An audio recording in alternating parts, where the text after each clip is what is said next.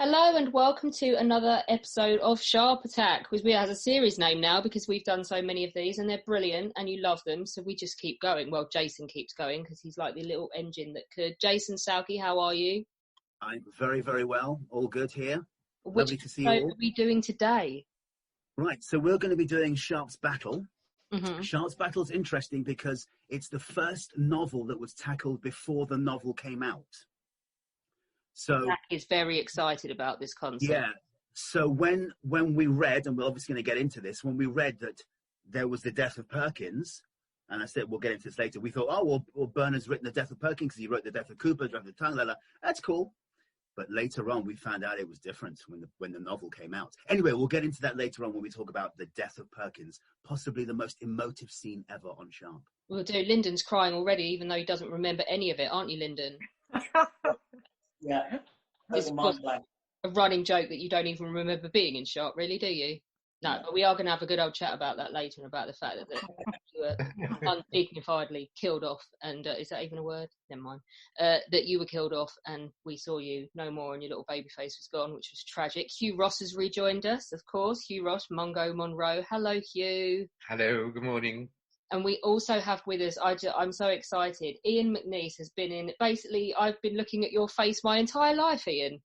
It's so much. And of course, you were in Sharpe as well. And you were...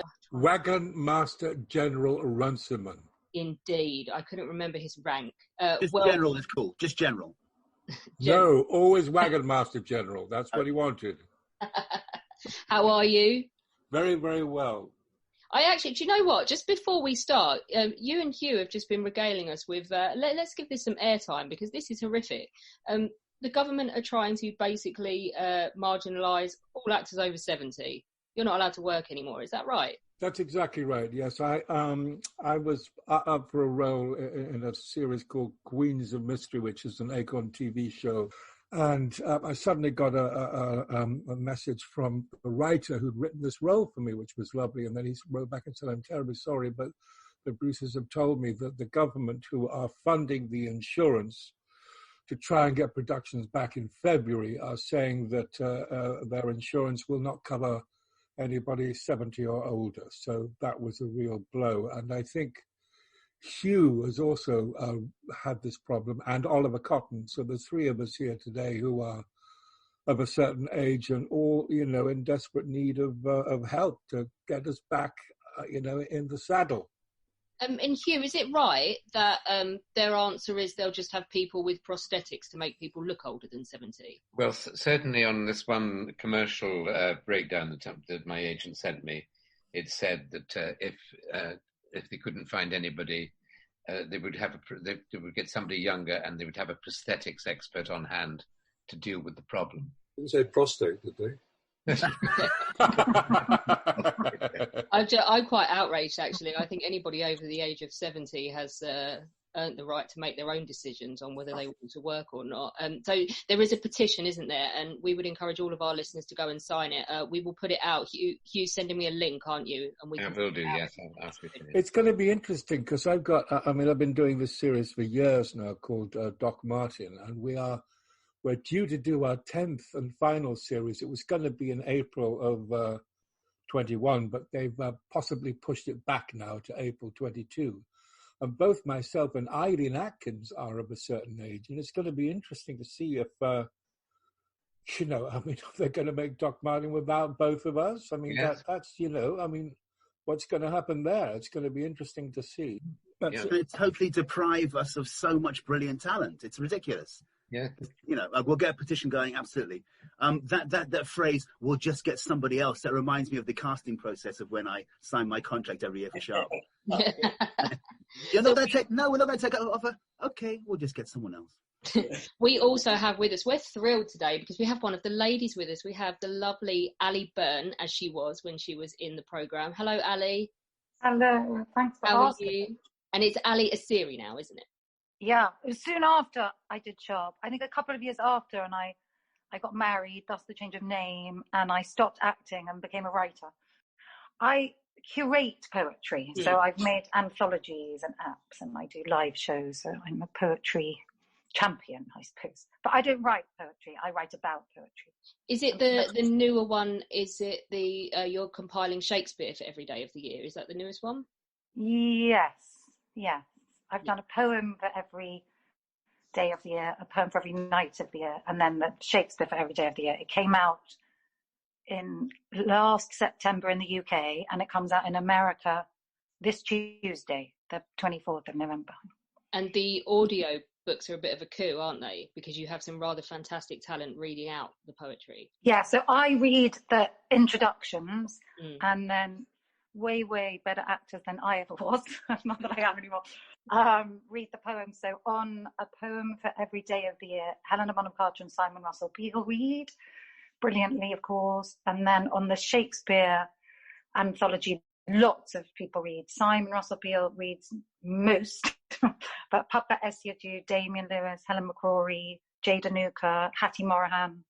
And I've done live events, and Hugh Ross has read in some of my live events. Hey! There's a happy, sharp continuity poetry element.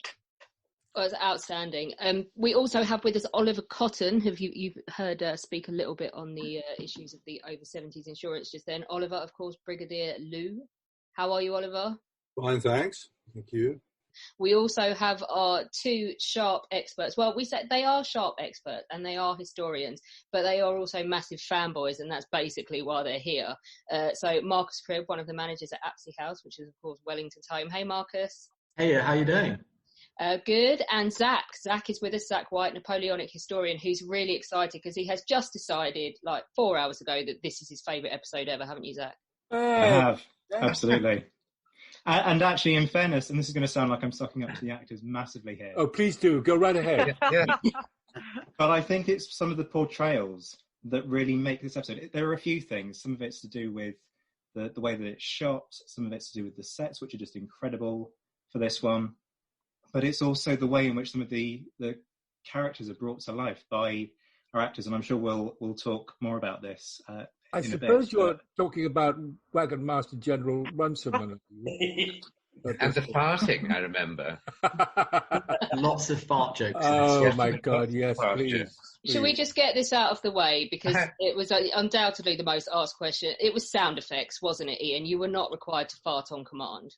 I wasn't, no, but I did make Sean Bean laugh at one point when I tried to do something, yes. Okay, brilliant. That's it. Funny, Parts are out the way. Sorry, now we mentioned that. Sean, ultra confident. It was funny. I watched him. He was really nervous before doing the scenes with Ian. I remember that. Like, you had never seen that before. So really? He was obvious. Yeah. It was strange. It was funny. He was really just nervous, and never seen that. So Ian, you inspired that. You made Sharpe quiver. Good God alive. But it's a brilliant scene. You being sent for a nap. I love that, I didn't think I would take to you, Sharpe.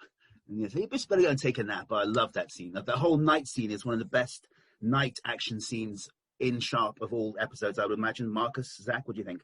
Yeah, it's really up there, and it's quite faithful to the books on that part as well. I think it's about that time it starts to diverge, but yeah, I guess it's much more complicated to film night action because you've got limited time and lighting and all sorts of special effects, but it's really good as both a fan and a historian. Really enjoy it. May I tell a little story about Sean Bean that I remember, which is this, is that him being in his room at the sanatorium, which had a phone, and his mother calling him, and it went like this: "Hello, Mother. Hello, Sean." And then she put the phone by the television that was playing Sheffield United, and for 2 hours he would listen to the game going on. And at the end of it, he took the phone up and he said, "Thank you, Mother," and that was it. That was the conversation with his mother, and that was the game of football. Absolutely wonderful. Yeah, that's parenting. Yeah, that's epic parenting from Mrs. Bean there. Something I think Jason and I would absolutely have no problem getting our mothers to do if we were ever out of the country and Chelsea were playing.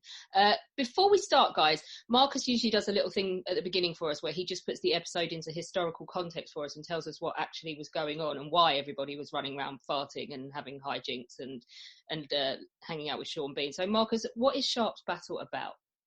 Sharpe's battle. So depending on the book and the film, it's the battle itself in the book is about Fuentes de Unio, and it just diverges in the film just before that.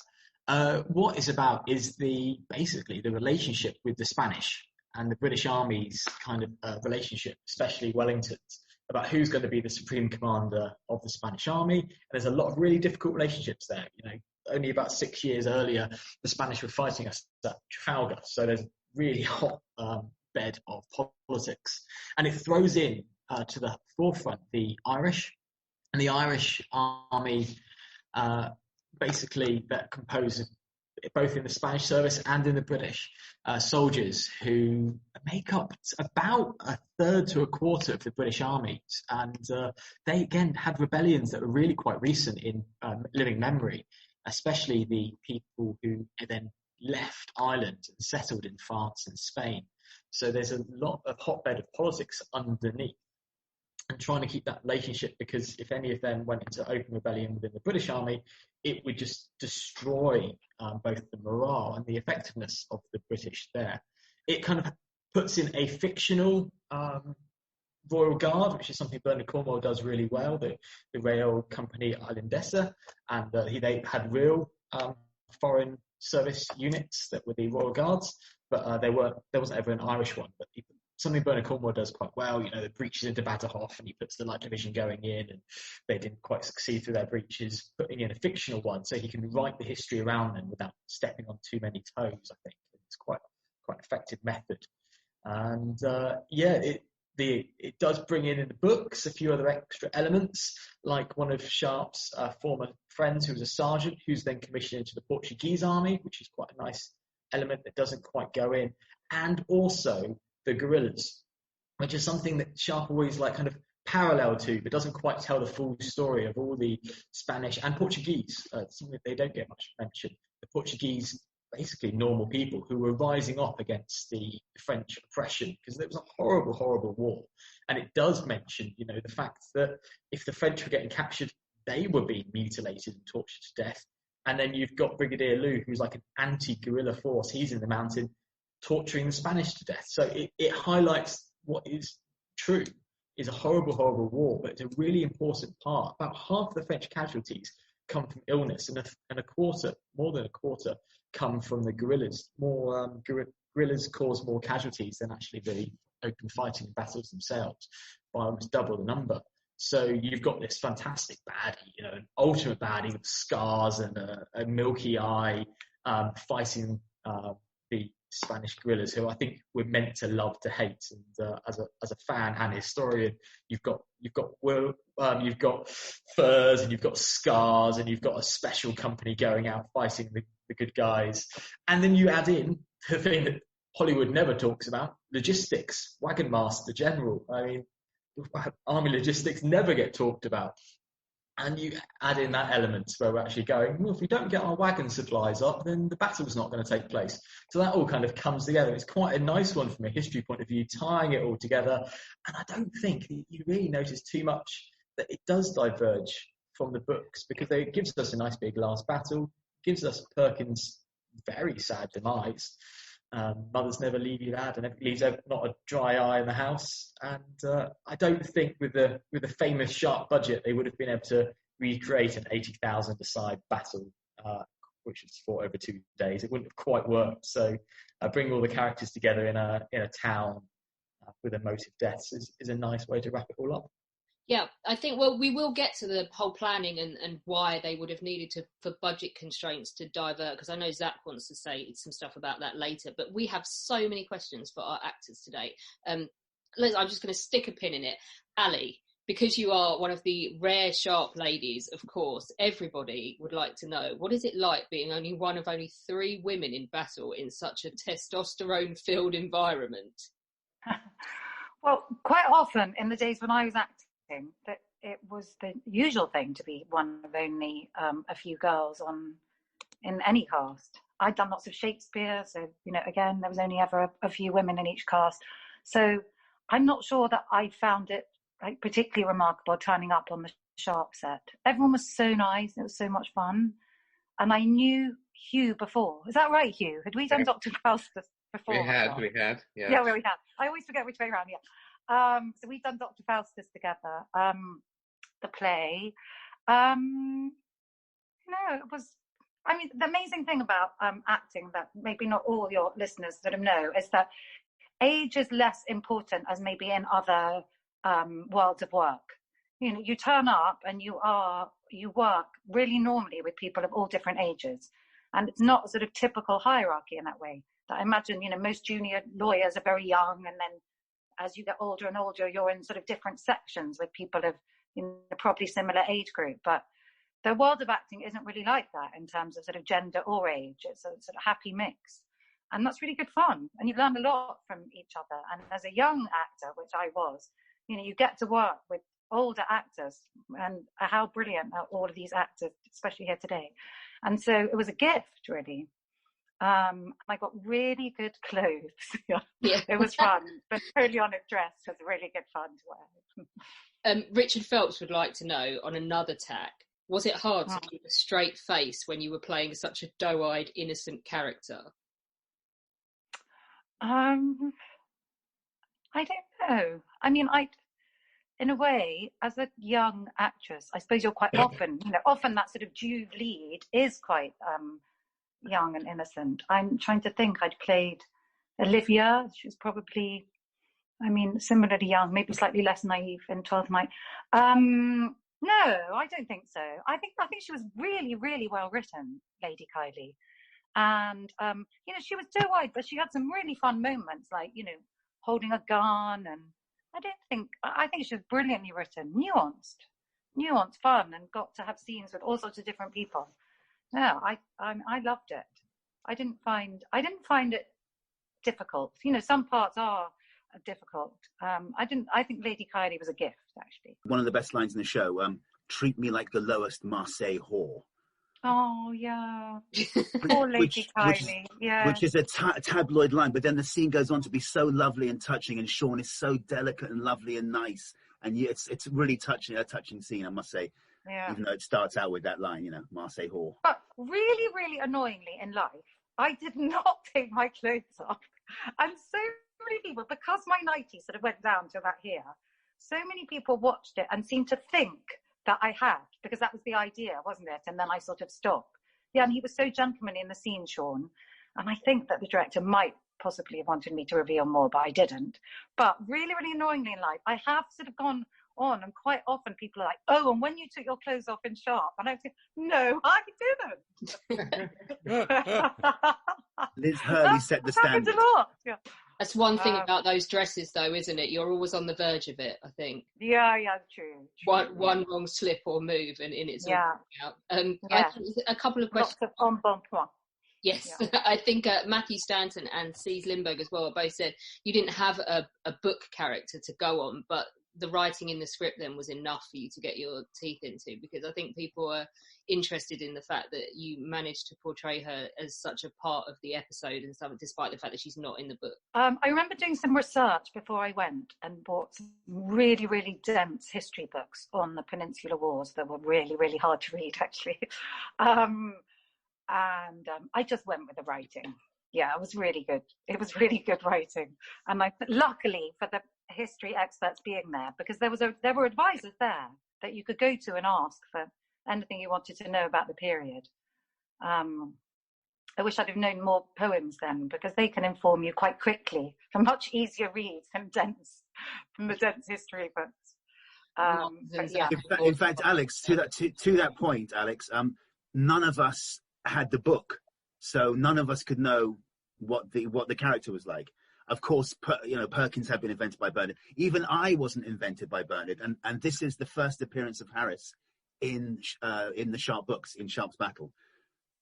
Bernard did write novels later that were set before this novel and included Harris, but this is the first appearance of Harris. So none of us had the book to go by. There was a Lord Kylie though in the book, so at least Ali would have had that to latch onto had she had the book. I've got one more for Ali. It's brilliant. Mark Peters wants to know, how hard did you really slap Donna Juanita, because it looked real? Stage fighting is really good fun. Do you think? To all a really fun part of what you get to do, or what I got to do when I was an actor. Yeah, you don't really hit people. My favourite was hair pulling in stage fighting. Yeah. All of it's fun. The look in your face, though, Ali, when you approach her, it's just pure hate and menace. It follows that the blow is going to be proper, you know. Sorry, yeah, what I was thinking of. I probably channeled a hate. Yeah, I don't remember. Oliver, Greg also says, second best villain and one of the best episodes. Michael Kirby says, how do you get into character to play somebody like Lou? And did you base him on any historical characters? And Chaz Fino adds, do you appreciate how much you are both loved and hated for this role, for being an awesome actor, but also playing an utter bastard? The hardest thing was the eye, really. Mm. When we were in London and they said I had to have one eye, I had to go and have this fitted. And I'm very squeamish I can't wear lenses very well, so I was very squeamish about this. And then I said to the guy who was fitting the eye, you better give me 2 or 3 because I'm going to the Crimea. It was 1996 or something. I said, I don't think there are many people in the Crimea who can fit a prosthetic eye. So that was a big fight. But anyway, I got that, and then we got down there, and then I don't know. It was I thought I don't know how I got into it. I mean, it's, the guys. It's sort of. I thought he was something like out of a Goya painting. You know what I mean? Like those Goya paintings of horrors of war at the time. And I looked at some of those before, but that doesn't. It was just the eye, a horse. And what about the accent? Because Richard Phillips asked, was that difficult to retain all the way through? I didn't find it difficult. I mean, I just tried my best to have that, a French accent. I think the man is a sort of one of those, like something out of the Nazis or something. You know, he was a horrible character, but he believed in what he was doing, and he didn't care. He didn't care. We had a scene, didn't we, Ali? Didn't we have a big? Yeah, didn't I go for you? Yeah, I think so. It's a great bit, Oliver, when Ali smashes a bottle over your head. Yes. And you sort of shake it off out of your hair and do a sort of half Tommy Cooper, half Fonzie. I was just watching it this morning. I was cracking up. It was brilliant. It was superb. But of course, if you had the book, you would have known that the character of Lou had been captured and kept in a Scottish prisoner of war camp for a while, right, Marcus and Zack? I think that's where his hatred comes from. Yeah. I didn't know that. He would have had a Scotch-French accent. I think maybe that's what they're trying to get at. Yeah, yes, that's what they were aiming for. Yeah. How Lord. Yeah. You probably would you have just had to go for like an atrocious Mel Gibson style Scottish accent to say, like, to sort of convey that you weren't really Scottish, but bits of it had got into your accent? It would have been awkward, wouldn't it? Depends how long he was in there, doesn't it? And depends how much whether he talked to the Scots at all. How old he was at the time. I think it was just this extra backstory too, that he hates not only the Spanish but the British too, and neither side are going to surrender. Between the guerrillas, Sharpe, and the French, it was going to be a fight to the death. But he's also an opportunist, wasn't he? Presumably, he liked the thing of having his own militia. There was a big thing about that, like his own commands, but also like the opportunity that kind of brings of independence and honour and pride. That comes with it, never backing down. And even though he might be a really stereotypical, over-theatrical bad guy, he's going to do it with a bit of flamboyance, and he's fighting for his own honour. He fights for his own men. He stands up against Sharpe for executions, and there's a bit of a grey ground if Sharpe should have executed people on the spot as well. So, yeah. Well, that's his primary motivation. That drives him. He's got to avenge the 2 dudes who were killed. Sharpe would do the same if he'd seen, maybe, which is a great motivation. It's like an anti-Sharpe, isn't it? They're 2 sides. Sharpe would definitely do the same. Yeah, so it's like the French Sharpe with the skin. Sharpe in the books has got a big scar running down his face. And, has he? I think, he's known to always like smile because his mouth's cut. Yeah. I think Sean Bean just had one from fighting Hugh Fraser in Patriot Games or something. All right. Eye, that is. That's on his eye. Yeah. Do you, Robin Morrison has asked, he says he thinks it was a shame to kill off your character, Oliver, that you could have made a great regular thorn in Sharpe's side, spurred on by your hatred. Was there ever a consideration to keep the character around for longer? Do we know? I can't answer that. I don't know. Nobody mentioned it. It was a pretty self-contained part in the sense that the story was had a beginning, a middle, and an end in that episode. Wow. Yeah, it would have been great to have been around because I loved being in the Crimea. It was very exciting. It was also very exciting being there at that time. That's nothing to do with what we're talking about. But I mean, the wall had just come down. It was perestroika, and all that was going on. And we were living in this KGB sanatorium, if I remember, which was a very strange experience in some ways. Can I talk a little bit about that, which is to do with the KGB sanatorium? They had little balconies to it, and Oliver and I used to come out on our balcony in the evenings, he on his and I on mine, and we would talk to each other in cod Russian accents, as Chekhov characters saying, "We must work so much, Ilya Koryasky, don't you think?"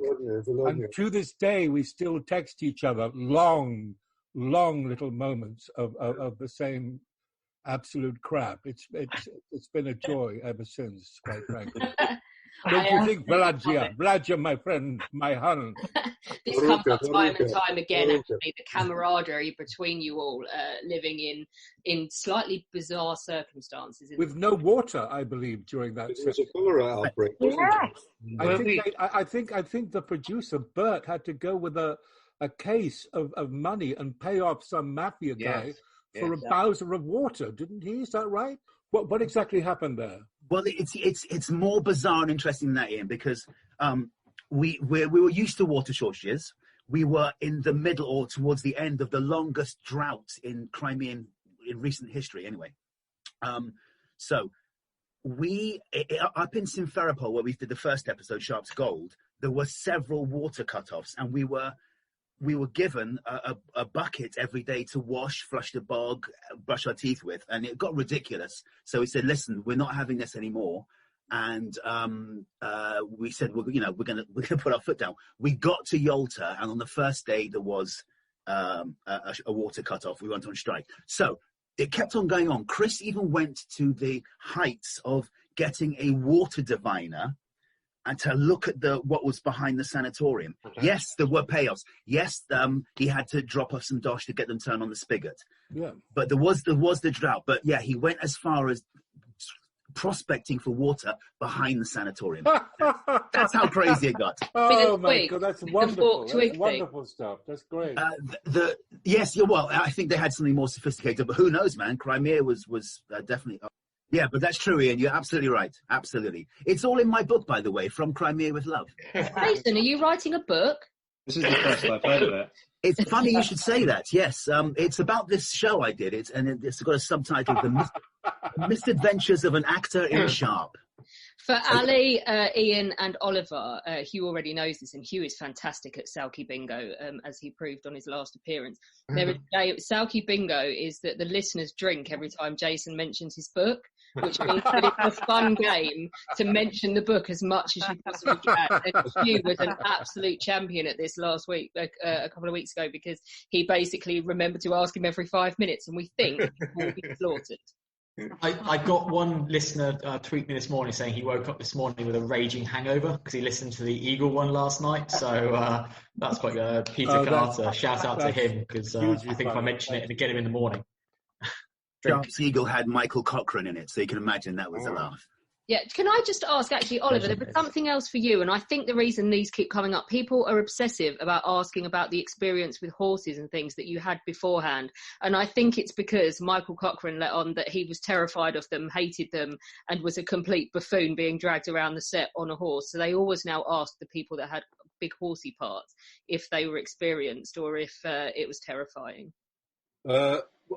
It wasn't terrifying. I know there was one bit where I can't remember why, but I was escaping or trying to escape on my horse. And the director said to me, "Okay, so you're coming around the corner, and those 4 stuntmen there, these four drunken Russian stuntmen on horses who were like maniacs.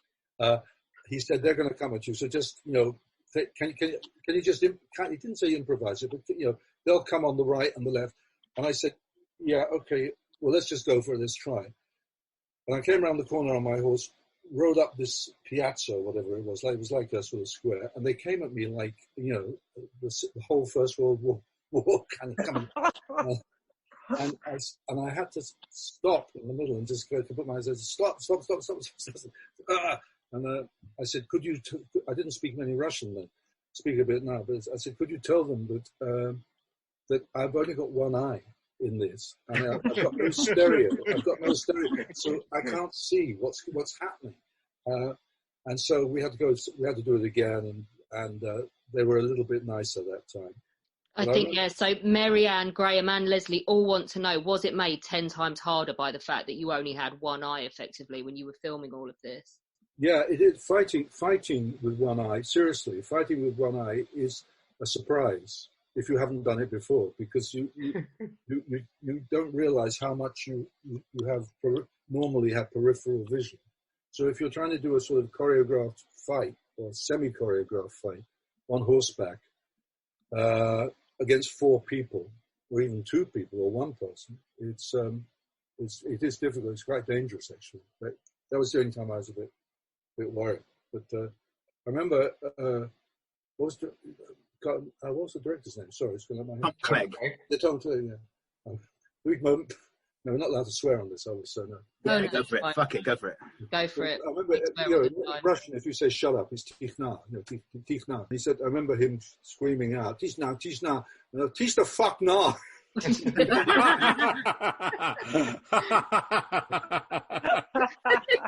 He sounds like the absolute, we hear these one-liners that he came out with and they sound absolutely brilliant. Yeah. We've got to talk to the Wagon Master General, haven't we?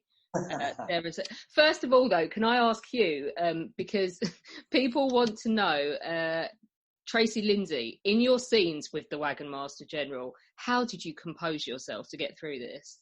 With great difficulty, I think. Ian and I had a previous experience. We unbelievably spent some time together doing a film in the Falkland Islands.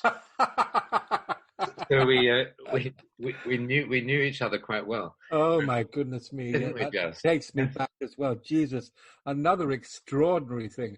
I remember waking up in the morning and saying, "The day stretches ahead like a mud flat." Yes. There's nothing to do. Yes. We were in the Falkland Islands and there was nothing to do. It was so bleak, wasn't it? It was. We were inventive, though. We went on great missions, I remember. We did. Over hill, over dale. But then, it was with great difficulty. We laughed a lot, didn't we? We did. We laughed a lot. As we did in Sharpe, too. Can I just ask, is that an ungentlemanly act? Yes, that's right. I'm changing this. I love that film, and I can't buy it on DVD for like less than £60. I know. It's fantastic. I know. For one-liners, it's up there with Sharpe. It's brilliant. It won the best single drama of the year, and it was going to be released in the cinema, but unfortunately, somebody at the BBC had forgotten to get the music rights, and so that was it. It was, because they had Strangers in the Night and all sorts of songs in it, and somebody hadn't actually done the. Oh, nice. It's just a brilliant, as historical. It's not very PC, but as historical portrayals go, it is just a fantastic film. A lot of fun to watch as a Brit. Gets you very many stories with that. We should do a podcast about an ungentlemanly act. That'd be fascinating. Jason, I couldn't remember whether we moved to Yalta halfway through Battle or before we started Battle. Yeah, before we started, we did 1 week of gold in the studio, Polycure. Yes. We did the whole meeting Ian Shaw and then inside the cave. I'm not sure if you did any scenes there. No, you did, because there's a picture of you in makeup. There is a picture of you in makeup, so you must have come in to do something. Right. But yeah, we did.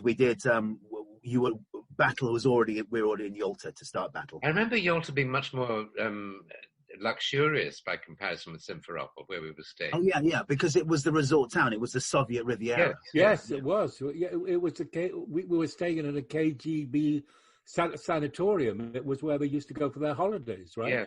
Yes. In fact, quite a few of them were KGB sanatoriums, because I remember the first year. In Simferopol it was as well, wasn't it? Yeah, not the year you started. I think, it well could have been, because the year you came, third year, that hotel was full of racketeers. Okay. Yeah, and famously, there was a Liverpudlian chap called Philip Dowd who played a Scouse Scally. He was chatting up one of the mafia birds, and we were saying, "Look, watch out, don't that's a mafia." And so he brazenly, when he was a bit pissed, went up to one of the guys, and say, "Hey, are you that mafia geezer?" And that went down in folklore, Sharpe folklore. Okay. But yeah, that was sanatoriums, KGB. Ours was called the Chernamori Sanatorium. That's the Black Sea Sanatorium. That's where we stayed. I remember being on the balconies in Yalta, having a lovely evening with Ollie and Ian, actually. And I hear you've written a book, Jason. Yes, in fact, it's based on the most wonderful time of my life. They were the best of times. They were the worst of times. In fact, this episode, my life changed from the beginning to the end because Lyndon left, one of my top partners in crime, and then when we said goodbye to Liam and to Lyndon and Phelan, Natasha and I went upstairs and she did a pregnancy test, and we found out we were going to be parents. Gosh. So it was my whole world changed from the beginning to the end of battle, for the better, of course. Yeah. Of course, because Natasha is sitting there wielding a big stick if you say anything else behind the wall of Lyndon that you're sitting in front of. Ian, Yes. You are a comedic genius, I have to say, but was that the only approach you ever looked at? That's from Lawrence Gray. Would like to know, did you always want to go in and play Wagon Master General as that comedic character, or did you toy with any other approaches? Oh, no. I mean, there was only one way to play it. There was only one way to do it, which was that. I mean, it was such a gift of a role, quite frankly, and those long speeches that he had were just fantastic. No, it was a total joy to play. It was a gift of a role. Did you base it, this is a cheeky question from Suzanne Prentice, on anyone you'd met or anyone you knew? You can be anonymous about it. No, quite frankly, no. It was not based on any character at all. It was just, no, it was totally on the day. She'd also like to know how much, we touched on this with you, how many outtakes were there spoilt by laughing? I think there were a few. I mean, I do remember I did manage to make Sean laugh. I know that. And there was, the thing is, I did improvise a few of the little farts. I do remember that there were some that were written, and then I said, I think it would be good if at this point maybe I could just lift up a little bit and just go for something. And that just had Sean on the carpet at that point, I do believe. Yeah, it's in the tavern scene with Sharpe, says Chris. Yeah. Was he genuinely cracking up? Is that when you made He him? was absolutely, I mean, he couldn't control it, which was great. I mean, it was such a gift. I mean, quite frankly, I mean, where else are you going to put on screen something like that, which was, it was a gift. Although I don't just want to talk to you about farting today, because that would do a massive injustice. We've had a Hornblower reunion with Johan Griffith and Jamie Bamber as well, and we had a couple of questions. Gary Fowler says, firstly, can you please tell Mr. McNeice he's a fine actor and a national treasure. After working on both Sharpe and Hornblower, what were the similarities and differences? And did you join in with the nightly shenanigans after a day's shooting in the Crimea? And I think you've answered this a bit already, because he says, did you make any new friends on set, and have those friendships lasted?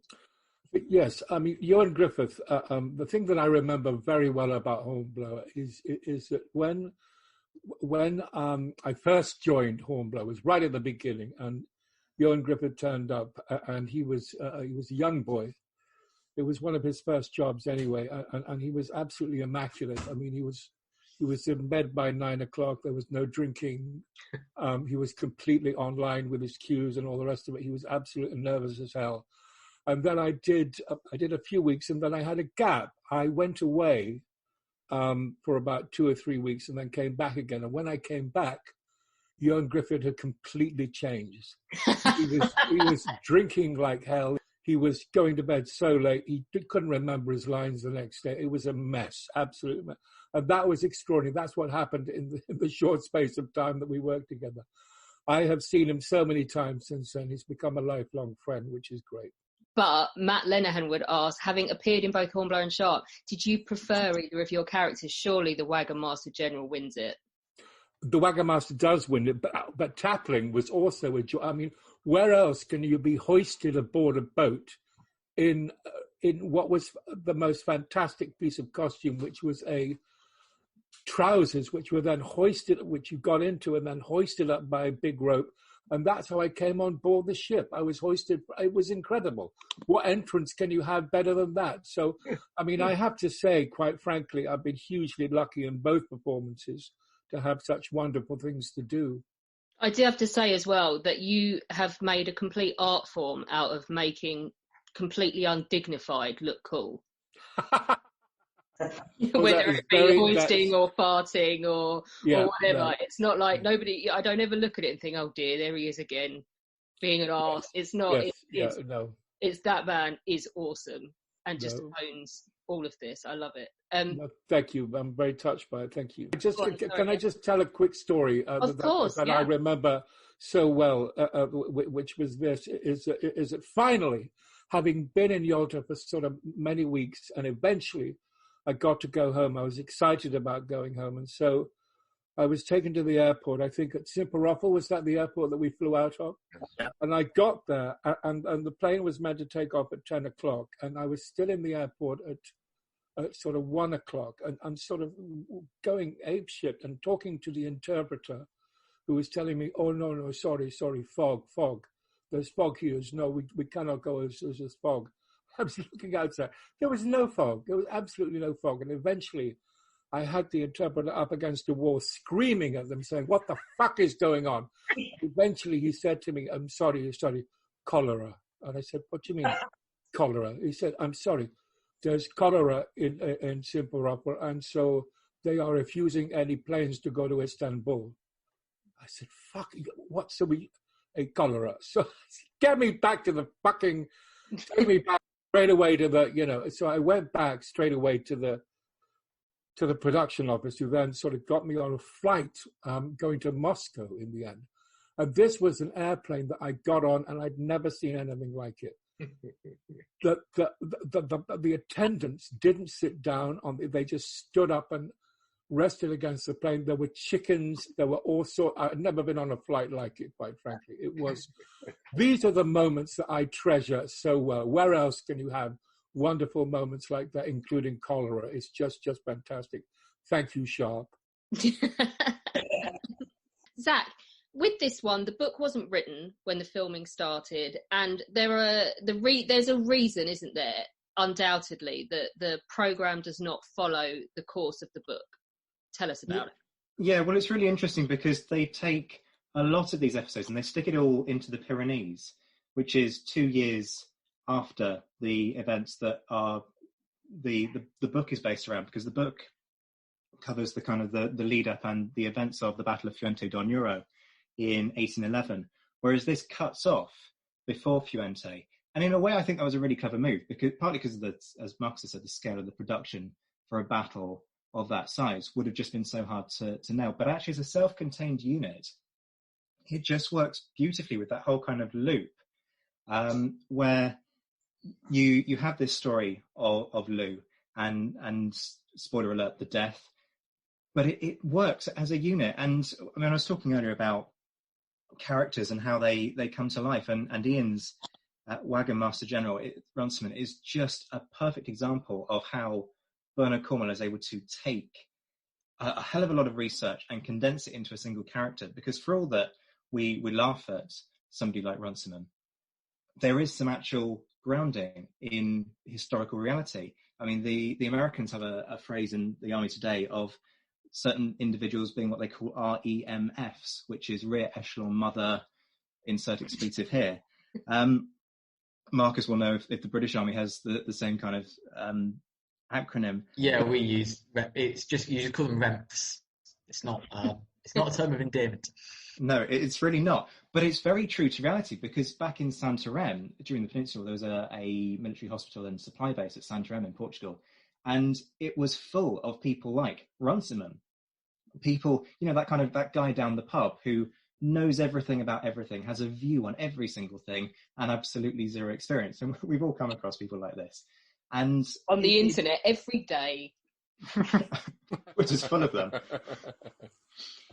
But also, it's what works about this is that this is a story about honour, and Marcus got it in a nutshell. That Lou is kind of the antithesis of Sharpe, but they work on the same kind of principles. They're both dealing with their own versions of honour, and you're talking here about to what extent do the French atrocity are the French atrocities to some extent justified because they're getting as good as they're giving, in effect, because the Spanish guerrillas were no angels. Yes, some of them were fighting for the liberation of their country, but equally others were just bandits. And there are stories of certain guerrilla leaders having things like necklaces made out of human ears that they'd cut off French soldiers.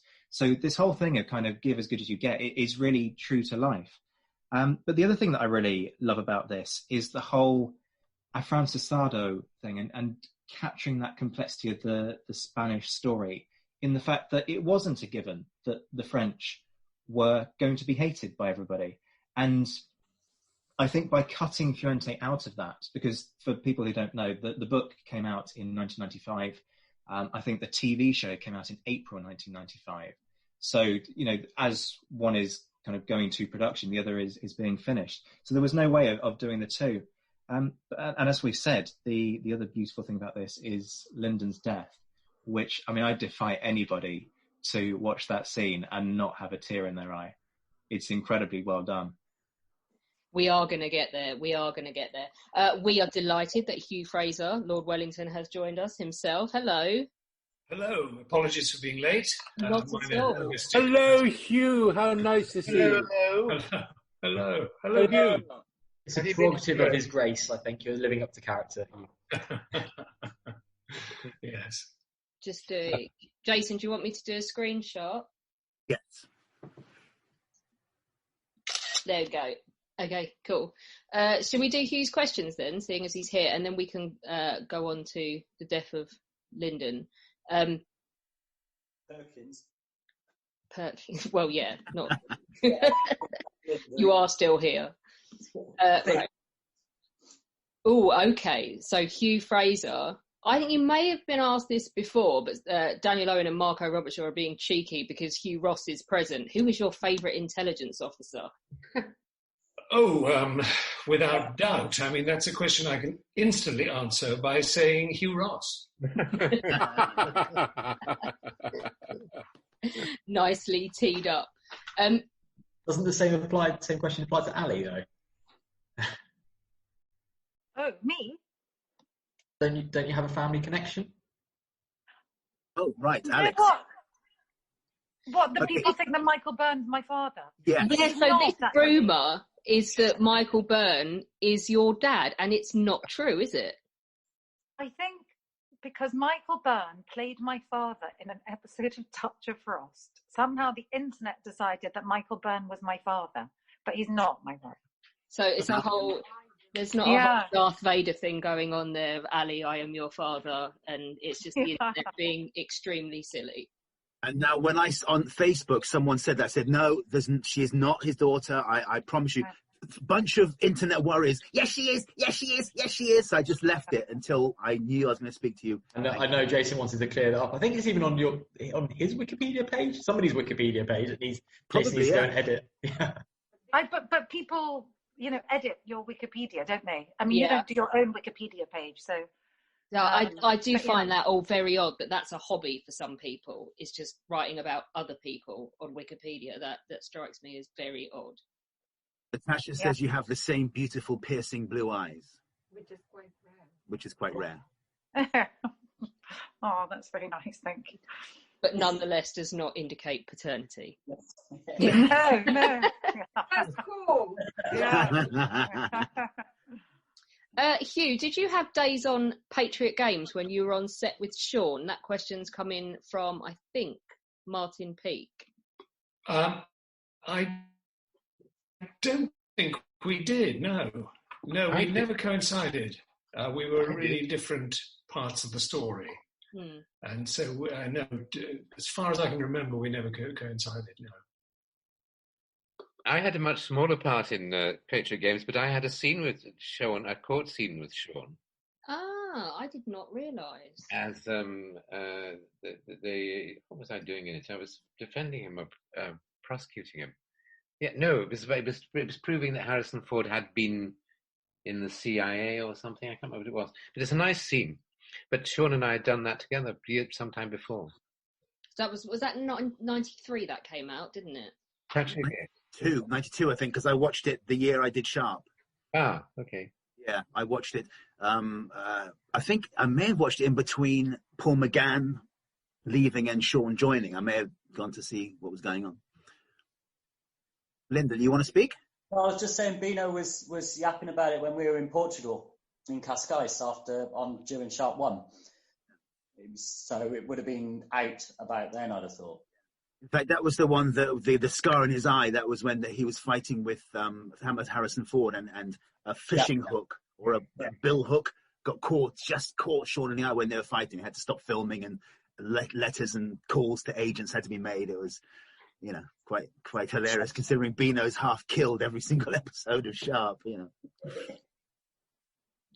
Okay, we also have. I'm just thinking some of these you've answered before, Hugh. So it's my fault. I must apologize. I'm being told my internet connection is insecure or something. So if I go silent, it's not because I'm ignoring you. It's because you're coming across loud and clear at the moment. Oh, good. Okay, fine. It's fine. Yeah.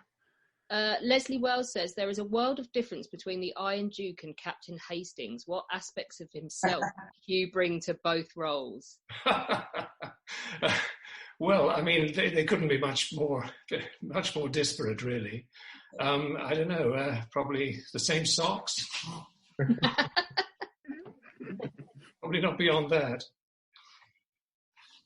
And Daniel Clark says, your character is one of nobility, respect and power. Having a glimpse of that through your role, played magnificently, by the way, does it make you envious of the life that the Duke of Wellington had? And in that respect, is it a role you could have done countless more times just to get to be him?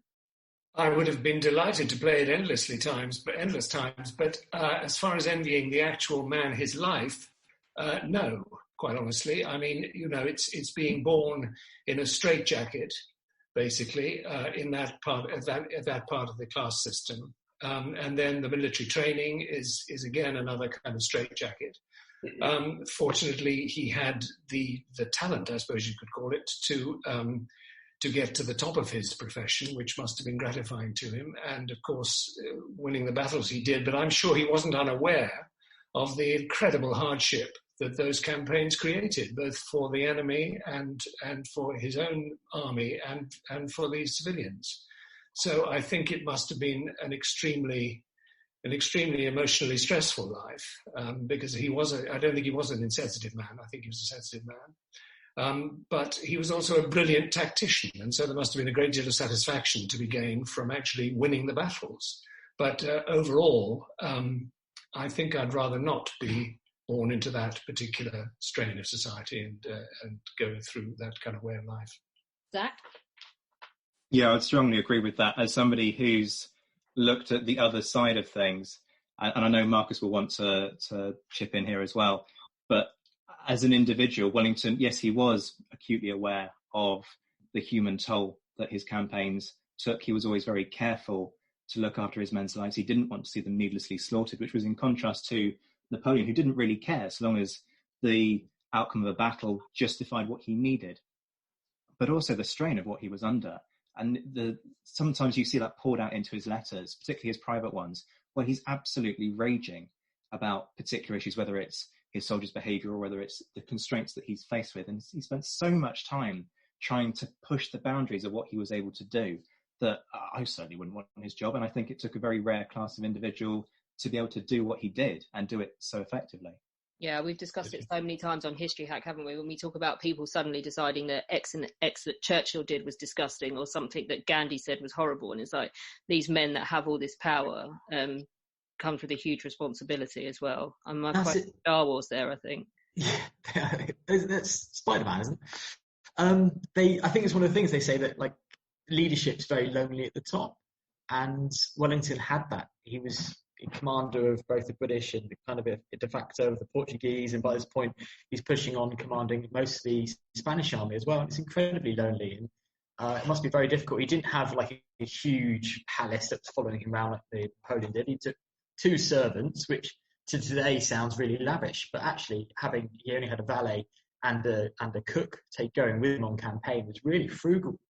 Though I always quite like the anecdote that they said Wellington always kept a good claret, though he ate very, very meagerly. I always like the idea that he had a good red wine on the table. That's the man of he was given such a lovely house at the end. But yeah, like Hugh said, that it affected him.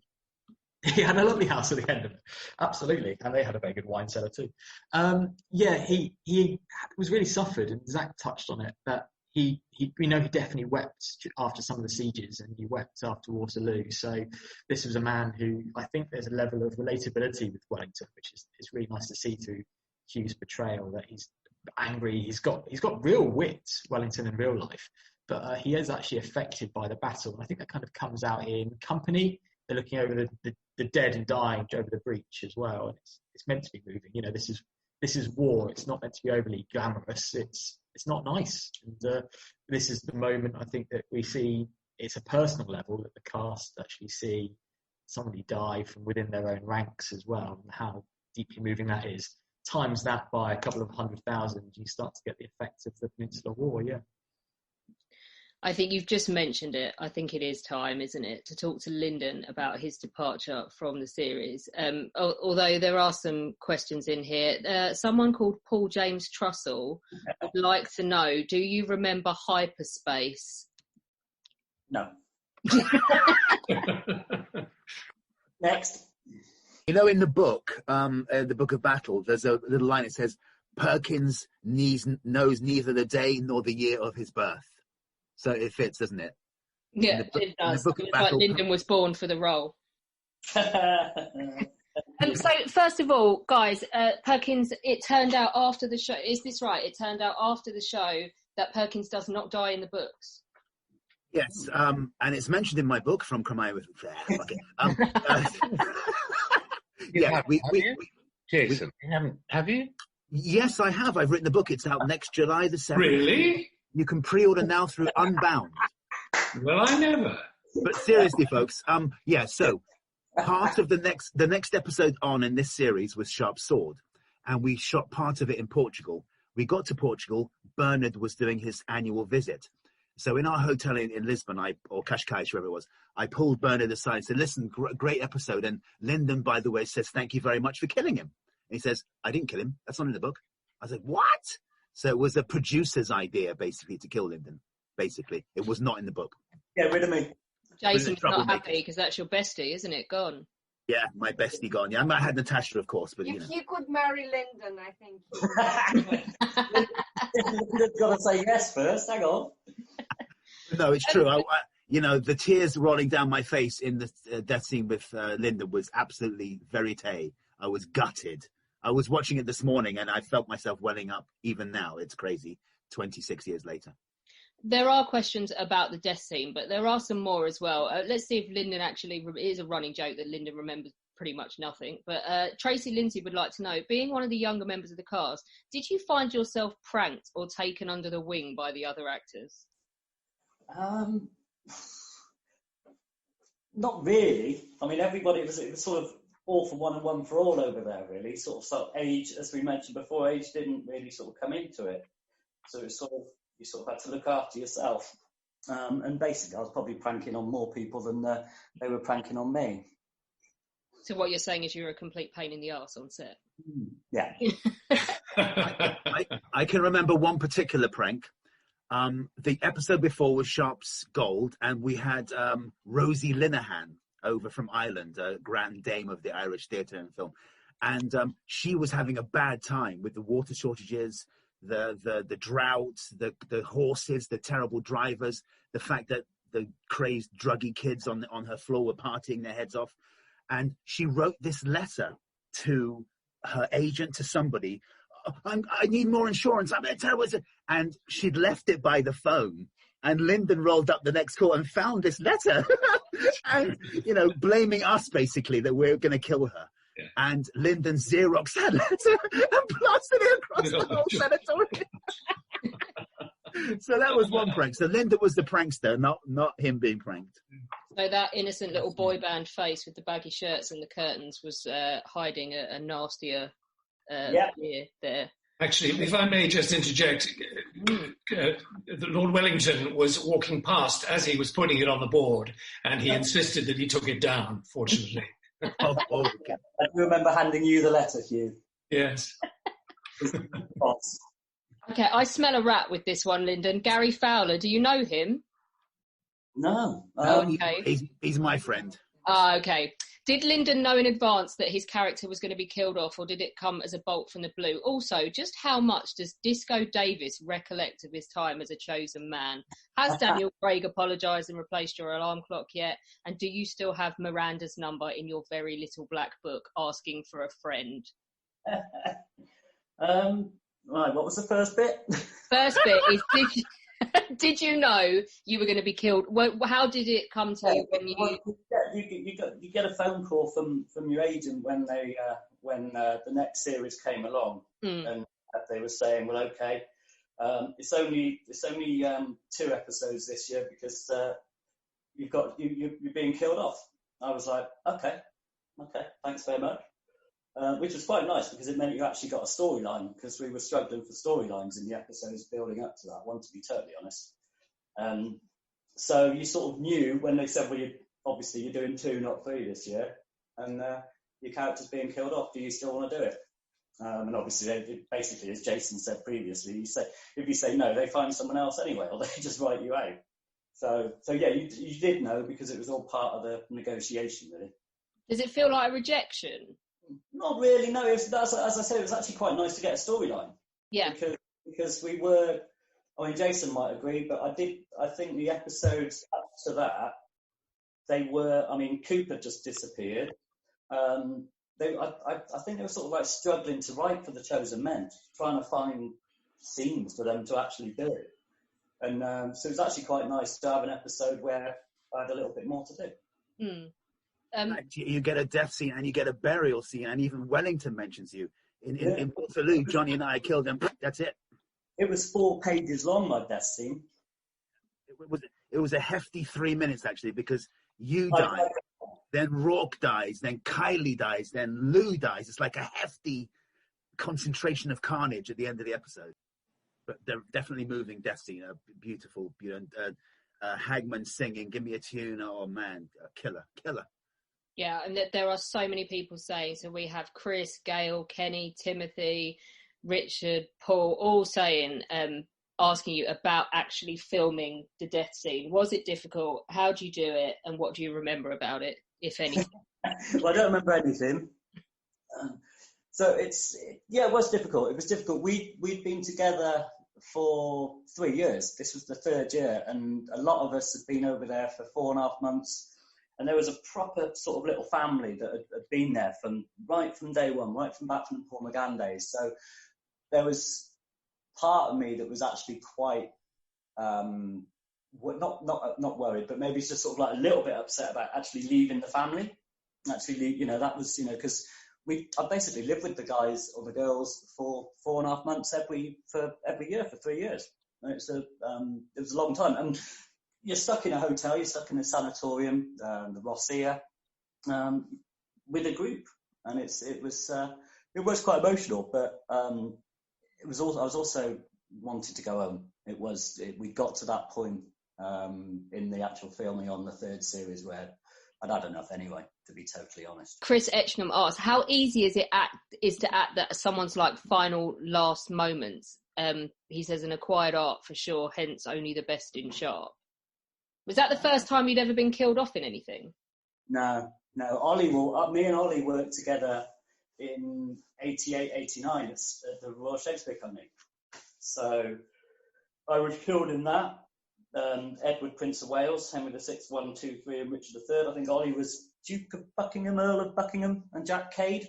That's Ollie. right. Yeah, that was 1988, if you remember. So didn't you die in Pig Boy as well? Yeah. Oh, yeah. They kill me off in everything I do, Jess. This is just another day. It wasn't just another day at the office, though, was it, Lyndon? Because I do remember you told us, I think when we did the Chosen Man one way back, when you said that you actually did go and have a little moment where you kicked the crap out of something on set after you'd finished filming it the last time. That was the white plastic chair in the wonderful tent where we sort of got changed and everything. It was you had basically a white plastic chair, and I found a wooden mallet that was obviously what you sort of bang the pegs in for the tent. So I just had a moment, and I just attacked this chair and turned it into sort of not a lot really. But what helped it? The temperature had dropped, and the chair and the plastic was brittle. So when Bindi hit it with the mallet, it just disintegrated. I promised that I videoed it. I have it on one of my episodes. I promised to line up, but I don't have it. But I am screaming like a little child, laughter. It's such a release, you know. It was such an emotional release that I just was going mad filming him do this, and it was quite hilarious. I will pay for the chair if anyone wants me. But Daniel Craig can pay for it, right? Daniel Craig owes me an alarm clock. That's a biggie. So he can pay for the chair. $5.99 from Argos. Plus interest, that equals a white plastic chair, surely. You can afford it. Yeah. Okay. Someone also asked as well, how did your family react to watching you? I mean, they obviously, you're saying they'd seen you die plenty of times, but how did your family react to watching you leave Sharpe? I think they were probably more upset that I didn't have another job the next year. I think it was all, you know, it's all part of the storyline. Did your friends think, Richard Phillips wants to know, because you were the youngest by quite a way, did your friends think you were massively cool being in Sharpe? No. No, they thought I was a big-headed little what's-it. But that's not because you're in Sharpe. No, that was with Ollie at Stratford. No, not really. When you were filming it, the friends that I had were the friends in the business, basically, and not as because all the friends I had at school obviously weren't your friend anymore after The Singing Detective, because you were whisked off and whisked off to London for big and better things, and kids are funny old people. And Sharpe is popular, obviously, then, but you know it hasn't reached what it is now, a sort of cultish, legendary status. So we were building the legend, you know, by the third year at that point, really. So it wasn't this behemoth that it is now, sort of. Do people? Aidan Ragnarsson wants to know: do people still call you Perkins in the street? No, because I'll be honest with you, I probably don't look like him because I haven't got my take that haircut anymore. So it's nice when they do, and it has happened occasionally, but it's not a regular occurrence. Jason, how did it feel? You've already mentioned that the tears were real. How did the break in the circle had already happened with the Chosen Men, hadn't it? But saying goodbye to Bindi. I mean, but me and Lyndon were a tighter circle than the wider Chosen Men. Lyndon was always in the room next to me. We had the ritual of my alarm would go off, I would go and knock on his door, then I'd go back to sleep, and his alarm would go off and knock on my door, and then the first person to wake up again would go and it worked. We managed to get our car. So, you know, and of course we got into lots of naughty things and stayed up very late with certain people who helmed the show, and we were into lots of things together. Mr. Salkey, can I ask you a question, which is this: is that when you get your alarm, of course, you did get up and you went to get your car. Am I right in thinking that the drivers were breathalyzed in the morning before they drove off? They had to have had at least 2 vodkas, otherwise they weren't allowed to drive. No, Ian, no, that's right. That I never actually saw it, but I did hear they were breathalyzed, because there were some pretty hairy moments for some people. In fact, Ian Shaw mentioned it in the last podcast. And do you write about that in your book by any chance? I do. Has he got a book out, Ian? I have got a book out. It's called From Crimea with Love: The Misadventure. When would your book be coming out? The book will be coming out July the 7th, 2021. But it's now in pre-order from Unbound. Oh. And what price is it at the moment? You'll get a free copy probably, but I think it's around £20. Oh, that's not cheap, is it? My God, well, it's a hardback, and it's got photographs. Oh, okay, cool. Yeah. And it took 25 years to write, so don't fucking knock it. But in fairness, Jason, he's about a week over 70 now, so the government's decided he's no longer allowed to work for a living. That has to change. We're gonna spearhead that campaign on Facebook, Alex. We absolutely are, because it's nonsense, and it's quite frankly offensive. Mr. Fraser, we were talking before you arrived about our predicament, about our age, that we're now persona non grata as regard insurance companies. Is that so? Is that a fact? I've heard rumours. It is a fact, yes. I mean, I've already lost a job because they said, unfortunately, we can't employ you because the government were insuring the productions in February because they want everybody to get back to work, and they're encouraging film companies to work. So they're doing the insurance, saying 70 is the cutoff. You can't insure up to 70. Well, that's outrageous. Absolutely it is outrageous. Ridiculous. Yeah. Now, I've heard of a couple of cases of that. It's stupid, ridiculous. Well, Phil Jackson, I think it happened with him. Yeah. I think you told me about his story. I think that he got... That was a terrible story where he actually was doing a role, and then they went to COVID, and then they contacted him and said, we're recasting that role because we can't insure you now. I think that's what happened with him, yes? That's right. That's right. It's appalling. It is. I just don't. I can't comprehend it. I can't. I'm just like, it really is. It's like nanny state to the extreme, isn't it? I mean, I'm in better shape now than I was when I was 30. You're absolutely right, and you look not difficult, of course, but I mean, you look better now than you did in those years, quite frankly. But that's to do with the drink. Surely, with the vaccines, that's going to change. Surely, I mean, that will help Hugh a lot if he gets the vaccines, and also. We've done a little bit of sadness in talking about Lyndon getting killed off, but of course people do tune into these because they love to hear the joy that you all had filming this and all of the shenanigans that went on behind the scenes. So I guess, should we go around the room and find out what everyone's favourite memory is on Sharpe? Definitely. Or just not necessary, because some of you have been on before, but we'll talk about some of the things you remember about Sharpe's battle. So Hugh Ross. That must be to do with the McNeice thing about farting and bodily functions. For some reason, I remember very distinctly on a night shoot on the ramparts with Sean, and Sean and I had not had a lot in common because I didn't know anything much about Sheffield United, and we hadn't had a lot of chat. And we were just standing there waiting to do the scene. He turned to me and he said, "You?" I said, "Yes, Sean." And he said, "I'm sorry." He said, "I've got to go to the toilet." And he went flying off the set to the loo, so presumably some of that wonderful grub had got to him. It's a very vivid memory of my kind of limited experience of Sean. Anyway. Sure there wasn't Alan Bennett? No. I've got to go to the toilet. Yeah. Like Alan Bennett. Wallace and Gromit. Yes. Sorry. I remember all sorts of things, actually. And I said in the gold thing about how Hugh Fraser was my nurse when I was ill and was Florence Nightingale to me. How wonderful. Right, yeah. I've still got the costume. Oh, you? Yes, you still go out in it sometimes, don't you? Absolutely. Yeah. When you were allowed to go out. Yeah. Oliver, your favourite memory on Sharpe? Right. It was all linked for me with being in Russia and the Crimea at that time, which I found very, very interesting. And we were next to the Lviada Palace, which is where the big conference, the Yalta conference was held, and all that. I found all that very interesting, as well as the shooting of Sharpe. But I remember one day somebody mentioned these tents where we were all, the white tents. I remember on location. There were no trailers, except Sean had a trailer. That's my memory. I may be wrong.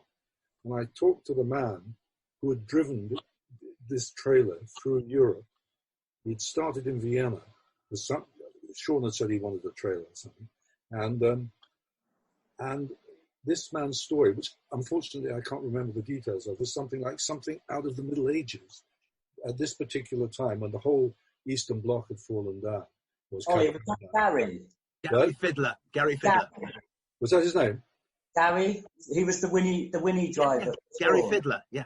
Gary Fiddler. Okay, so he was the one who had driven it on order from Vienna. I think he started in Vienna and drove it down through Romania, through Bulgaria, through all the way through to. But it was, he said, I didn't get any sleep at all because every time I stopped, somebody tried to hijack the trailer or use it as so at night. He said I had to sleep with the lights on, with a gun next to me and all that.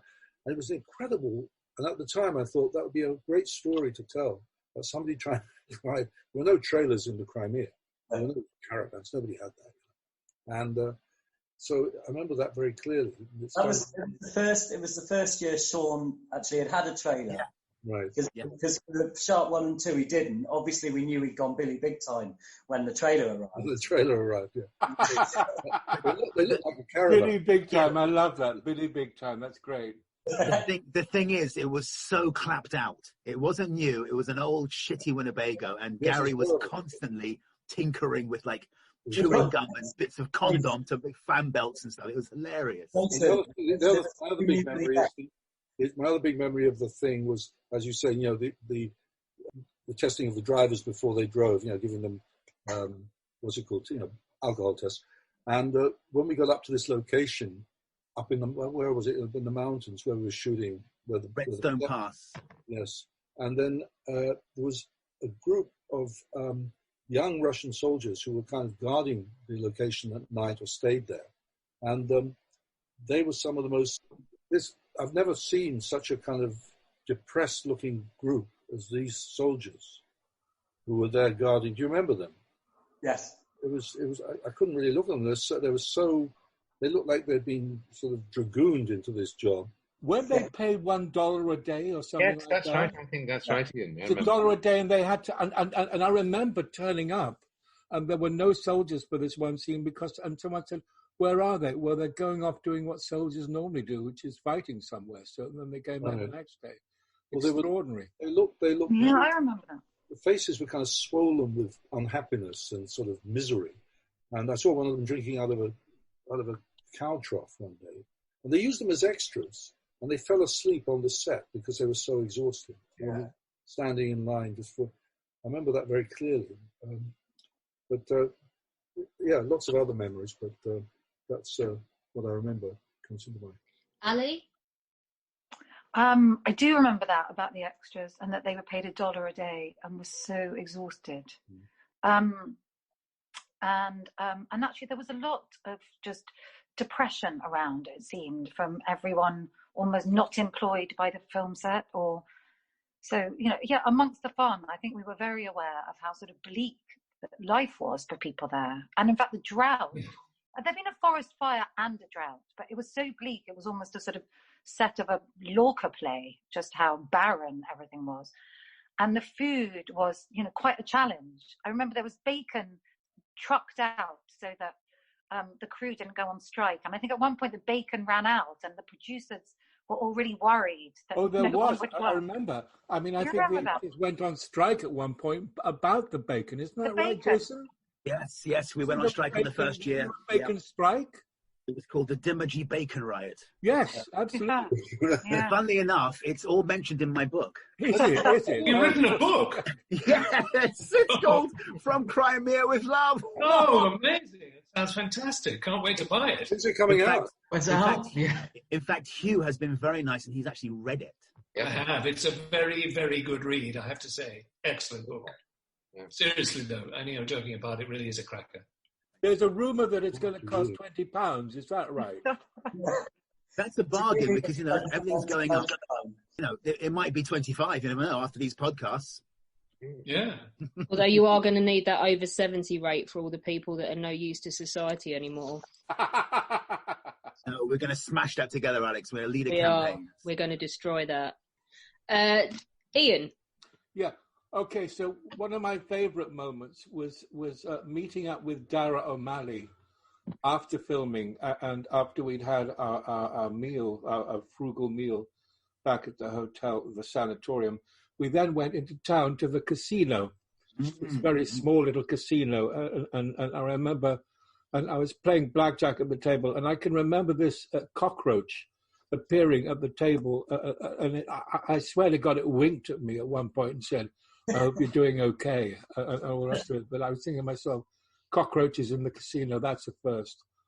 And then as we left late on at night, we walked outside, and I said, "Well, how the hell are we going to get back?" And he said, "Well, there are no taxis." And I said, "Well, how the hell are we going to go back?" And Dara said, "Don't worry, hang on." And at that point, a policeman drove by and he flagged him down. And we got in the car with the policeman that Dara knew. And in front was a woman of the night with the policeman, who I believe was possibly a prostitute at the time. And that was a real learning curve for me, to be driven back to the sanatorium at night in a police car with Dara. That was a real treat. That's in my book too. Are you seeing the picture of Dara here? Love the picture of Dara O'Malley. Yeah, so that's after the casino with Ian. He had to sell everything and raise money. So help me! I was once Dara O'Malley. Perfume puns. Yes, excellent. Lyndon, what's all this about the journey home? What the journey home after Perkins died? Yeah. With Phelan? Yeah. And we went from Simferopol Airport to Moscow in a plane that was the complete opposite to what Ian had described earlier. It was 6 brown leather sofas, and it was extremely luxurious, and it was absolutely lovely. We arrived at Moscow Airport. They put the steps down, and the Moscow police, whatever, the guys with the big hats, literally walked up the steps and asked us for our papers and our passports and so on, which I duly had everything because I was a big girly swat. However, Phelan had a piece of paper missing. I think he had his passport, it could have been his visa, but he had some piece of documentation that was left with Cindy in the office. And they put their hands out, they would not allow him to step off the plane onto the tarmac at the airport. So the two of us became one. I went off to the airport and had to pay about $395 for excess baggage because it was only now me carrying the camera they'd asked me to take home, plus my 2 months' worth of luggage. And got on the plane, and I had never seen him since. And I presume the plane went back to Simferopol, and he went back to the hotel and came home, or might even still be there. Yeah, he came back that night, and he had to wait a week because of the cholera situation and some other bit. And he had a job in Prague, I don't know, maybe 5 or a week later, and he had to miss it just because they wouldn't fly him out of Kiev. You could fly out of Kiev. It just was much more expensive. You know, it just... I was on the airport when we arrived, when the plane arrived. We had an interpreter with us, but just one interpreter is a little bit different than a whole big film crew behind you. And it was night time, so it was dark, and they were, as I said, the guys with the guns and the big hats, and it wasn't a pleasurable experience. It was quite frightening, you know. And all of it. Phelan was just literally, they were like niet, niet, niet, and so yes for me, no for him. He went off back on the plane, literally not even allowed off the step, and I just got on. It was very weird, but there we go, interesting. About to be stranded into Russia, probably taken into slavery to be part of some boy band forevermore. I was hoping Phelan would be on the call today because I literally have not seen him since we turned. Which I went down the steps onto the airport and he went back into the plane, and I've don't know where he is. I think he might still be there. Hugh Fraser, your favourite memory of Sharpe's battle? Yes, Sharpe's battle. To be honest, I can't remember which film it was, but my favourite memory of Sharpe is one day we were filming in the Ukraine. We were up a hill and we were just wrapping, and we looked down and the Russian soldiers, the aforementioned Russian soldiers, were playing this kind of contest down there. They formed a kind of what looked like an elongated rugby scrum, each clamped onto the one in front. And the game was for one of them to run up and vault along the line of these bodies, and the furthest they could get, the better. And then they went and joined on the front of it. And we were watching this, and they were amazing. They were really, really, rocking up a storm. And suddenly Jason Salkey streaked past us, barreled his way down the hill, took up a stance about 100 yards away from the end of the line, ran up and launched himself into the air and got right to the far end, much, much further than any of the other soldiers had managed. And he got a massive round of applause. And it was a great moment. Wow, I'd done a Lyndon moment. I don't remember that at all. That's not in my book. Editors. My God. Yeah, I had no recollection of that at all. Really? Really? Seriously? That's terrible, huh? No, I mean, I like it. A round of applause for it. Well, it happens so often, Hugh. Thank you for that. That's brilliant. Is that in the book? No. Should be. The copy edit's been handed to me, and on the 7th of December, I got to hand it back. So maybe I can change it. Yeah. Volume 2, Jason, the second one. Cool. Part two for sure. Brilliant memory, Hugh. Thank you. Brilliant. Would it be possible, Jason, is it too late to put this in your book at all, or not? Lift it a little higher. Lift it a little higher, Ian. Say again? Is it possible? Is it too late to put this in your book, this photograph, or not? What a lovely picture. No, in fact, I'll do a screenshot. It's such good quality. I'll do a screenshot. It'll go straight in. I've got some lovely pictures of you, Ian. Don't worry, man. Ah, sweet man. I'll send them to you. Thank you. I chip in with a couple of questions here, because as a kind of history nerd who kind of embraced Sharpe through the books and the series, there are lots of things that I kind of end up wondering. Firstly, with Lyndon's final scene, were they decent enough in the scheduling to leave that to the end of, to leave it to Lyndon's last day, so that you were kind of in that situation of no acting required, or did you just kind of have to source it from something? Because it's so real. I think Jason, it was in order, wasn't it? I think they did. I think that was one of the times where they actually filmed the episode literally start to middle end in order. We filmed the funeral scene first. That was on one of the first days of battle. We filmed you being buried and us walking.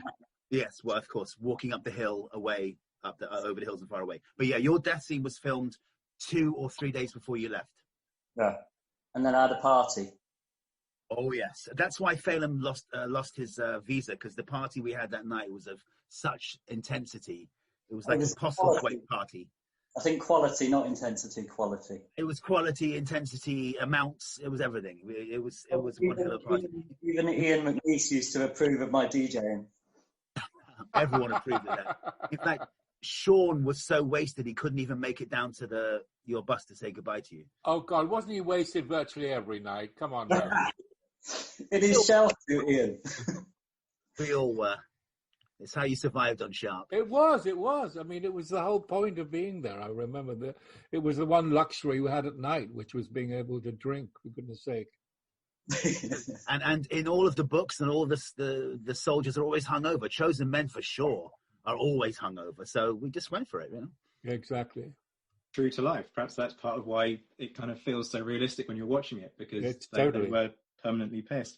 The other thing that comes across really beautifully is the battle scenes. I don't know how Marcus feels about this, but there's a scene really early in battle when you're fighting Luke's soldiers for the first time, and it's a really smoky shot. You've got lots of very rapid cuts. The ambush scene, is that? Yeah, that's the one. And you get the chance to fire off, I think it's one volley, and then you're busy kind of smacking each other over the head with rifles, and I think Jason kind of casually kicks some Frenchmen in the balls, and it's a great scene, not just because Jason kicking French people in the balls, we should kind of add, but were you conscious when you were filming that they were doing something different? Because it's quite obviously kind of different from some of the other scenes that we saw where you're fighting in that one. I would definitely say, because that was very detailed, and it was a daytime. I think you're talking about the scene where we catch the guys who have taken Miranda into the barn, and we save Miranda. Yeah. And then we shoot. Yeah, that's great. It's actually Lyndon that kicks the person in the balls. It's a great little scene. Lyndon takes off a cavalryman and then turns to see another guy trying to shoot him, and then whacks him right between the legs and takes out 2 guys. Beautiful moment. But I'm trying to think. Yeah, Baderhof was a lot of action, but that was at night, and it was, thousands of people. So yeah, this did feel a bit different, I must say. And the chosen unit was not smaller, but it was more sort of developed. But yeah, it did felt good. I really like shooting those scenes. Absolutely. And with the weapons training, were you guys, because it's very weapons heavy, this one, with training up the Real Campagna Irlandesa, and you've got Allie there, who's at one moment she's shooting somebody with a pistol, another moment she's kind of broken out a musket and she shoots somebody with that. Were you guys given much in the way of weapons training for those specific scenes, or was it just kind of in a block right at the start, this is how you handle a gun, and then off you go? Yeah, Allie, what about you? Because we know the Chosen Men had like a little course, but you're shooting and then loading and then amongst it. Yes, no, I was taught to. It was so much fun, and I felt very lucky because it was like a sort of live history lesson. What was the name of the historian who was there? And he also Richard Moore. Richard Moore, who was brilliant. It was brilliant. So you could, almost do a sort of history degree alongside the filming. And every day on the call sheet, I seem to recollect that we had a fact, didn't we? He sort of put in a historical fact on the call sheet, There was also Will Whitlam. He was our armourer. He was also very good at the history and stuff. So we had Will, but Richard Moore was the military advisor. Will came in later, didn't he? So yeah, Will came in later. Okay, and I do remember sort of being taught how to hold the musket, which is fun because often, as the girl, you don't get to do those scenes. So no, it was really, and was it a night? I think it was a night.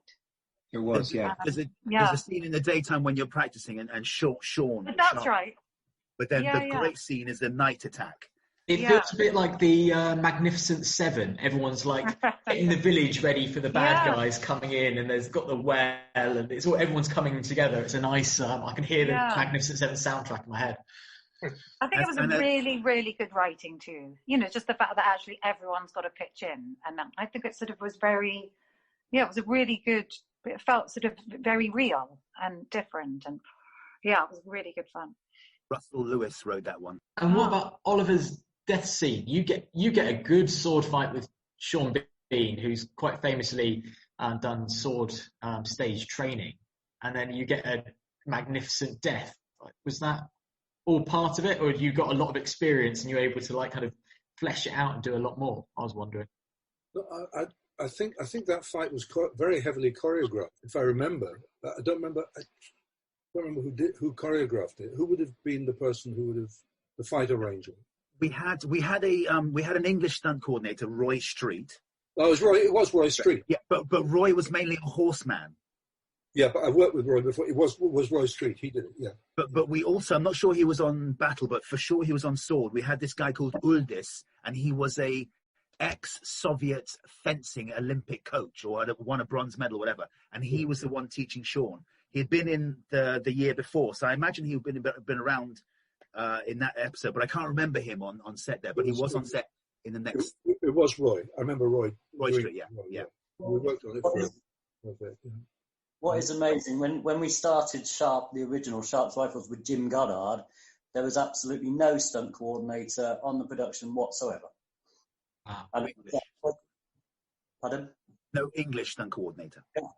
Yeah, we had Sasha Vilatov, who spoke no English whatsoever, but was very enthusiastic in showing us everything. And we had Slava Berlachko, who was the horseman. But they were amazing, and the stuntmen, which were called cascadors, I don't think they were drunk on set. I don't think they were, but they were definitely committed, and they put their body through hell every single time, and they were amazing. They were very scary. I remember that. That was very scary to have to come up against them.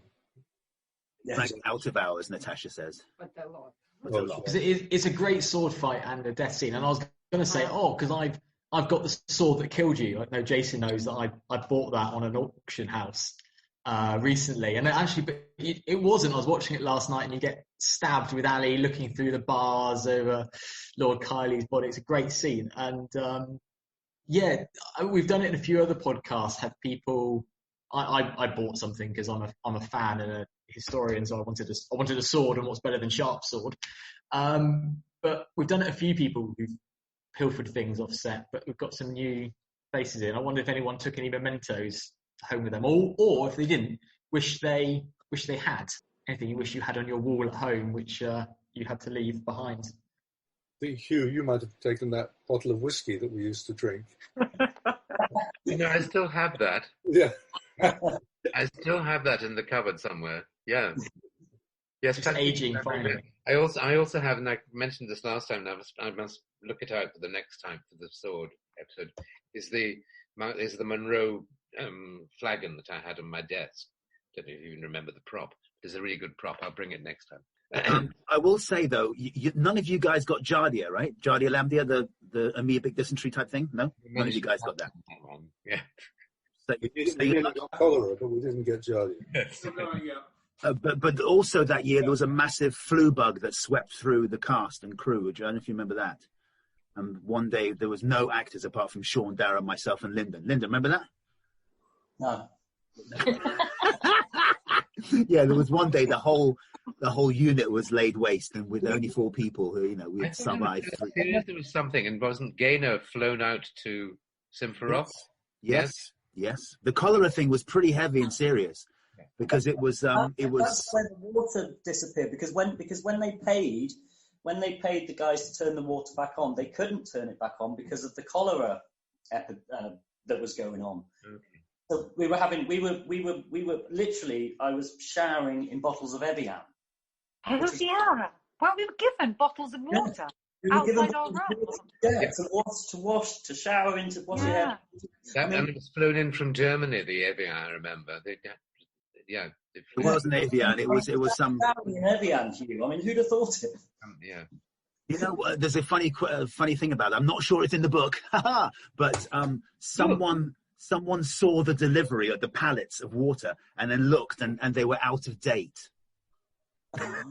That's what production had bought for us, out of date water. Well, we were only showering in it, Jason, not drinking. Yeah. No, this was the stuff we were drinking in. This was the stuff we're drinking. But, I didn't drink any water on Sharpe. It's true. Well, I remember sitting in the sanatorium where we were staying, looking down at the town, which was way down below in the bay, and being aware that we were kind of like sort of potentates sitting up there without cholera, and the whole of Yalta was suffering with cholera. We had, because our water had either been turned back on, we had water from Germany or wherever there was something that happened that made we were kind of out of danger for a little bit. But they're walking around with buckets down in Yalta. It was horrible. Yeah. I got this. This is a medal, right?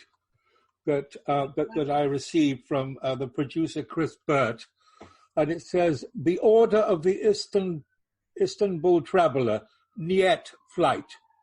Breakfast, Niet Breakfast. Lunch, Niet Breakfast, Lunch, Comrade. Supper, Da if you're lucky. I hereby award this medal to Ian McNeice for distinguished service against all odds during departing from Sharpe's battle in Yalta in the Crimea, October 1994. Signed the 6th day of October 1994, Chris Burt, the producer. And you framed it. Nobody else could. No, I was going to say nobody else got one of those. Yes. Although we did get one on the first year. They gave us a little diploma. But no, that's great, Ian. Brilliant. That's great. Yeah, lovely. It's funny. I still have the summons I was given for the Paul McGann court case. I wish I could find it. I'll hold it up next time.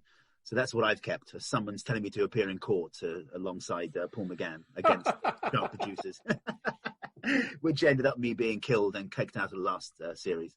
There you go. It's all in my book. Ian, we were have you just written saying... a book, Jason? My God, have you written a book? That's fantastic. Thank you. Ian, we were just saying if anyone else had taken anything from set, apart from your medal, did you take anything in your hand luggage back? Or from Hornblower, I suppose. Yeah, just about a collar when I got home. That was the only thing. I think Lyndon did rather well this time. He remembered so much. Yeah. I've been rehearsing and reading up on stuff. Very good of you, Swatty. There was a question, Lyndon, on what you're up to now, but I don't know. You're not acting, are you? It's up to you if you want to answer that one. No, just sat around Sunday. Oh, in general. Yeah, it was in general. Do you know something? I'm going to drop a bombshell. Oh, hang on. Let me ask you properly then. Lyndon, everyone would like to know what you're up to now, mate. I've got a book coming out next year.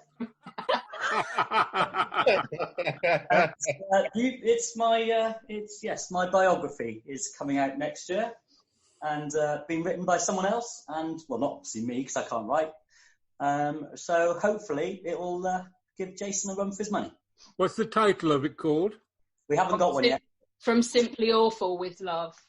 No, Sharpe's got a little bit in it. It's a little bit in it, but there's a couple of titles we're working on here, and I'll let you know. For anyone playing the drinking game, that is a different book out next year, so you need to down the rest of your pints. Well, you know. Well done, Lyndon. Thank you for keeping a secret. Woohoo! And of course, you must ask Allie what she's doing now. Yeah, Allie, so what's next after? So you've done the last one with Shakespeare. What's next? Well, coming out in September 21 is A Poet for every day of the year. So there'll be a poet that sits on each page and a bit of biography about them, sort of from around the world. But I did find a poem, because Jason said, was there a poem that would maybe suit what we were talking about today? Mm-hmm. And so lots of poets wrote, of course, about the Napoleonic Wars. Byron famously, Robert Southey, who was the poet laureate. And this is a poem that might fit. It was a really famous poem that's probably not that well known now, called The Burial of Sir John Moore. Oh, yeah. By Charles Wolfe. And Byron really championed it. It's probably the only famous poem that he wrote. And it was about Sir John Moore, who was a distinguished general who was in charge of the British forces. And he died in the Battle of Corunna. Do you pronounce it, historian? Corunna. And so in 1806, and Wolfe's words sort of served to commemorate Moore as a hero. So I could leave it for people to look up, or I could read it, or someone read it. Shall I read it? Okay. The Burial of Sir John Moore by Charles Wolfe. Not a drum was heard, not a funeral note, as his course to the rampart we hurried. Not a soldier discharged his farewell shot o'er the grave where our hero we buried. We buried him darkly at dead of night, the sods with our bayonets turning, by the struggling moonbeam's misty light, and the lantern dimly burning. No useless coffin enclosed his breast, nor in sheet nor in shroud we wound him, but he lay like a warrior taking his rest, with his martial cloak around him. Few and short were the prayers we said, and we spoke not a word of sorrow, but we steadfastly gazed on the face that was dead, and we bitterly thought of the morrow. We thought, as he hollowed his narrow bed and smoothed down his lonely pillow, that the foe and the stranger would tread o'er his head, and we, far away on the billow. Lightly they'll talk of the spirit that's gone, and o'er his cold ashes upbraid him, but little he'll reck if they let him sleep on, in the grave where a Briton has laid him. But half of our heavy task was done, when the clock struck the hour for retiring, and we heard the distant and random gun that the foe was sullenly firing. Slowly and sadly we laid him down, from the field of his fame, fresh and gory. We carved not a line, and we raised not a stone, but left him alone with his glory. Oh, wow. Beautiful. Wow. Fantastic. Absolutely wonderful. Really great. What a perfect place for us to finish, guys. Thank you so much for coming on to relive some of your memories from filming Sharpe's battle with us. As ever, it's been a complete blast and a joy to have you. Thank you, everyone. And anyone, you guys, I'll send you a copy of the Word copy of my book so you can have a look at it. Thank you. Jason, stop giving it away. It's okay to actors. They're in only the book. to the over 70 actors. Deal? Sorry, this is my PR hat on going, what are you doing? Thanks, guys. And I'll be in touch. Hughes will be in touch, obviously. And all the rest of the guys, I'll send you a little, a bit and bob and a few pictures and stuff. Great. Thank you. Thank you, guys. Bye. I'm going to stay on. Bye-bye, everyone. Bye-bye. Bye. Bye. Nice to see you all. Bye. Thanks, Ali. Bye. Bye, Ali. Bye.